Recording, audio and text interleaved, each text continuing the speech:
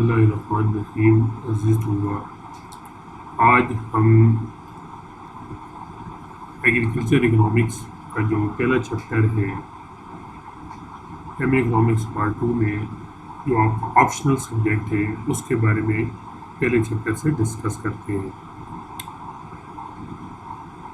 Dear students, یہ جس طریقے سے آپ کے سامنے چیپٹر ہے کہ structure of agriculture economics and agriculture issue. سب سے پہلے آج ہم اس کا تعارفی لیکچر ڈسکس کرتے ہیں کہ ایگریکلچر کی ضرورت اور اہمیت اور آئے دن اس کو جو درپیش چیلنجز ہیں اور ساتھ ساتھ اس کی امپورٹنس میں کیوں اضافہ ہوتا جا رہا ہے کہ جو وہ ممالک جو انڈسٹریلسٹک کنٹری ہیں، یعنی جن کا ٹوٹل بیس انڈسٹری کے اوپر ہے، وہ بھی ایگریکلچر سیکٹر کی طرف راغب ہو رہے ہیں. تعارف میں ہم یہاں پر تھوڑا سا ڈسکس کرتے ہیں کہ انسانی زندگی کے آغاز کے ساتھ ہی خوراک اور لباس کی ضرورت پیدا ہوگی. لہٰذا انسانوں نے ان ضروریات کو پورا کرنے کی خاطر کھیتی باڑی شروع کی اور زمینوں کو استعمال میں لانا شروع کر دیا. یعنی اس انٹروڈکشن میں اگر آپ یہ دیکھیں کہ انسان جو سیولائز ہوتا گیا، اس کی ضروریات زندگی بڑھتی گئی، اس نے مختلف طرح کی اناج پیدا کرنا شروع کر دیے، جس سے ایگریکلچر کی اہمیت بہت زیادہ اس میں اضافہ ہو گیا. پھر ہم یہاں پر یہ ڈسکس کرتے ہیں کہ شعبہ زراعت میں سب سے زیادہ اہمیت کے عمل مجموعی طور پر کامیابی کا شکار ہے، یعنی سیکریسٹی ہے اس میں سے،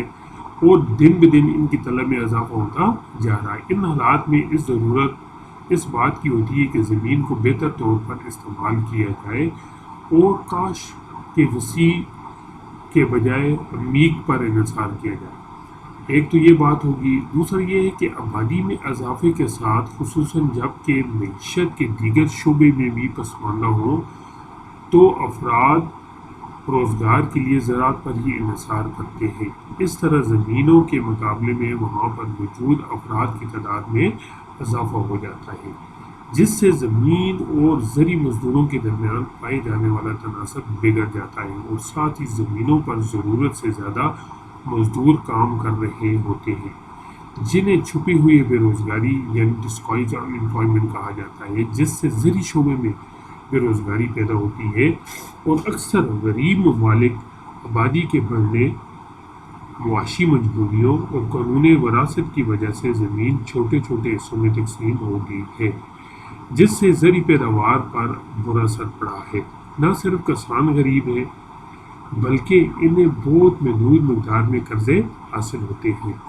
نتیجے کے طور پر نہ تو زرعی پیداوار اور نہ ہی زرعی آمدنی میں اضافہ ہو پاتا ہے. ان کے علاوہ کسانوں کو پیدا کردہ اشیاء کی مناسب قیمتیں حاصل نہیں ہوتی اور انہیں زرعی منڈیوں کے بے شمار مسائل کا سامنا کرنا پڑتا ہے. یہ تو ایک تعارف ہو گیا. اب ہم یہاں پر یہ بات ڈسکس کرتے ہیں کہ ان تمام حالات و واقعات سے نمٹنے کے لیے اس بات کی ضرورت محسوس ہوتی ہے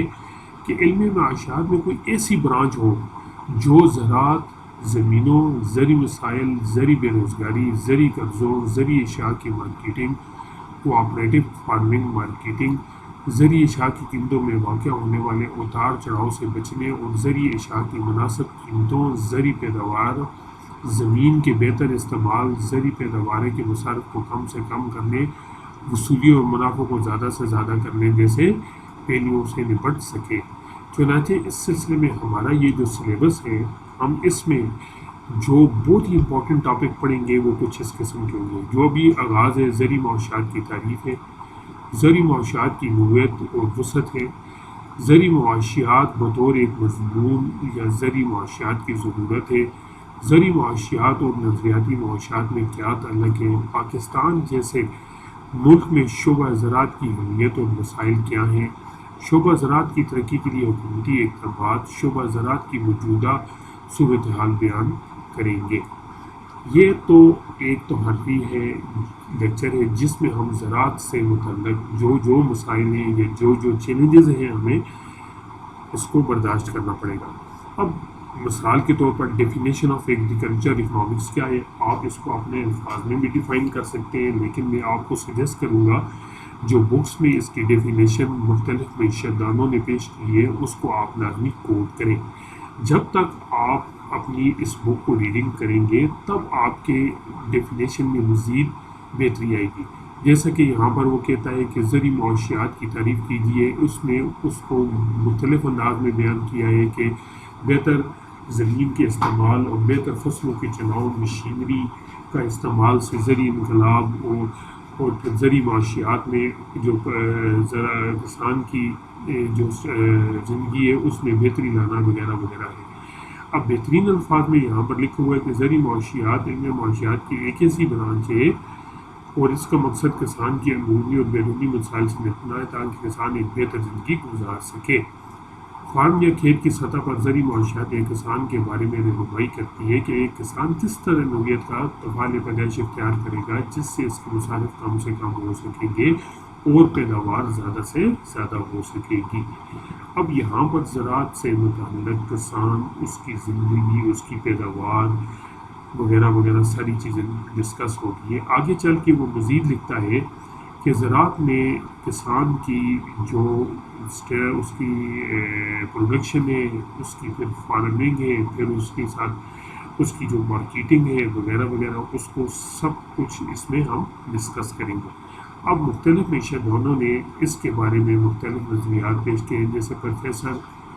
جوزیر کے الفاظ میں زرعی معاشیات زرعی سائنس کا وہ حصہ ہے جو کسی تنظیم کے مختلف اجزاء سے تعلق رکھتا ہے اور امضاء کا تعلق کاشتکار کے وسائل سے ہوتا ہے اور وسائل کو اس طرح استعمال کرنا ہے کہ کاروباری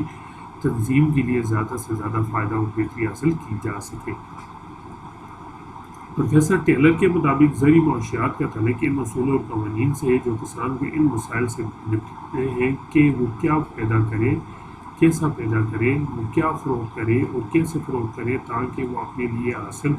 ہونے والے خالص منافع کو زیادہ سے زیادہ کر سکے اور ساتھ ہی اس صورتحال اور سوسائٹی کو بہترین مفاد کے درمیان مطابقت ہو سکے۔ اسی طریقے سے پروفیسر گرے کے الفاظ میں کہ زرعی معاشیات ایک سائنس کی مانند ہے جس میں معیشت کے اصول و قوانین کو بھی زراعت بطور صنعت کے مخصوص حالات پیدا یا لاگو کیا جا سکتا ہے۔ پروفیسر ہالس کے مطابق زرعی معاشیات کے قوانین اور اقدار کا اطلاق کا نام بھی دیا اور اس معاشیات میں ہم زرعی مسائل کے استعمال اور ان کی مینجمنٹ کا تجزیہ کرتے ہیں۔ بہت سے ماہرین زرعی معاشیات اور دیہی معاشیات رورل اکنامکس جو یہاں پر لکھا ہوا ہے فرق قائم کرتے ہیں، جیسے دیہی معاشیات کا تعلق پوری دیہی زندگی سے ہے اور کاروبار سے، یعنی دیہی علاقے میں لوگ کس طرح کام کرتے ہیں اور کس طرح صرف کرتے ہیں۔ اس لحاظ سے دیہی معاشیات میں اپنی وسعت کے اعتبار سے زرعی معاشیات کے مقابلے میں زیادہ وسیع اور اپنے اندر دیہی سوسائٹی اپنے معاشی تنظیم کو کھپائی ہوئی ہے۔ اسی طریقے سے پروفیسر گورڈن جو اپنے الفاظ میں لکھتا ہے کہ معاشیات کی تعریف کرتا ہے کہ پھر زراعت کی تعریف کرتا ہے اور پھر ان کی مدد سے زرعی معاشیات کی تعریف کرتا ہے۔ اب یہاں پر زرعی معاشیات ایک سماجی سائنس ہے، وہ کہتا ہے جس کا تعلق کمیاب وسائل اور ان کے استعمال میں تفویض ہونے سے ہے، جن کا تعلق کھیتوں کی پیداوار کرنے اور اس کی پروسیسنگ کرنے سے استعمال کرنے سے ہوتا ہے۔ زرعی معاشیات کی ان تعریفوں سے ہم مخصوص حالات کے تحت کی گئے تمام زرعی معاشیات کو جاننے کی خاطر اس کی وسعت کو زیر بحث لاتے ہیں۔ زرعی معاشیات کی وسعت کیا ہے، یعنی اسکوپ آف ایگریکلچر اکنامکس کیا ہے۔ ڈیئر اسٹوڈنٹ، یہاں پر میں آپ کو یہ سجیسٹ کروں گا کہ آپ جو اس کے ہینڈس ہیں یا جو آپ اپنے پاس سے اچھے ہینڈس بنا سکتے ہیں ان کو لازمی یاد کریں، پھر اس کے اوپر آپ ان کے اوپر سے حاصل گفتگو یا مواد کو اکٹھا کر کے لکھ سکتے ہیں۔ اب وہ کہتا ہے زرعی اشیاء کی طلب اور رسد اور قیمت ہے، جس طرح معاشی تصورات میں قیمت، طلب وغیرہ وغیرہ بہت کے کردار ادا کرتی ہے، اس طرح زرعی اشیاء کی طلب اس کی رسد میں بھی کسان یہ فیصلے کرتے ہیں کہ کن فصلوں کو پیدا کیا جائے جہاں پر ان کے پروفٹ زیادہ سے زیادہ ہو۔ اب یہاں پر آگے چل کے زرعی پیداوار کی معاشیات کیا ہے کہ زرعی معاشیات ہم زرعی پیداوار کی معاشیات کا تجزیہ کرتے ہیں اور اسی سے مندرجہ ذیل باتوں کا خیال رکھتے ہیں۔ فارم یا کھیتوں کی خصوصیات کیا ہے، کیا کھیتوں کے سائز معاشی ہیں یا غیر معاشی ہیں، یا کسان کھیتوں میں محض اپنے لیے پیدا کرتے ہیں یا منڈی کے لیے بھی پیدا کرتے ہیں، یا کہ کسان خطرات کو لیتے ہیں یا خطرات سے ڈرتے ہیں۔ کسان فارم کس طرح کنٹرول کرتے ہیں اور ان کے مصارف کی نوعیت کیا ہے، ان کے تقاضے پیدائش کیا ہیں، وغیرہ وغیرہ۔ اسی طریقے سے اس کے مختلف جو پوائنٹ ہیں، اس کے ساتھ جو آپ کا ایک اور پوائنٹ ہے کہ بین الاقوامی تجارت کیا ہے، انٹرنیشنل ایگریکلچر ٹریڈ کیا ہے، خوراک انسان کا بنیادی ضرورت ہے، اور آج کل جو ہمیں چیلنجز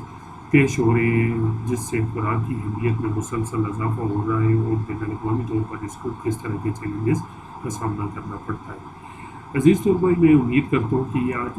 پہلا ابتدائی لیکچر جو ایگریکلچر سیکٹر یا ایگریکلچر اکنامکس یا اس کے مین جو ایشو ہیں ان کے بارے میں ہے۔ آپ ابھی سے اپنی بک لے لیں، اور یہ جتنی بھی ٹاپک ہے اس میں کچھ ماڈلز آئیں گے، لیکن ان ماڈل سے پہلے آپ اس بک کو اچھی طرح ریڈنگ کریں تاکہ آپ کے پاس اتنا زیادہ مواد ہو۔ پھر میں آپ کو اس کے کچھ کوشچن دوں گا اسائنمنٹ کے، وہ آپ گھر میں بیٹھ کے کریں تاکہ آپ کا یہ سبجیکٹ بہت اچھی طریقے سے تیار ہو سکے اور آپ میکسیمم مارک اس میں گین کر سکیں۔ ایگریکلچر کے نیکسٹ لیکچر تک اللہ آپ کا حامی و ناصر۔ Thank you very much.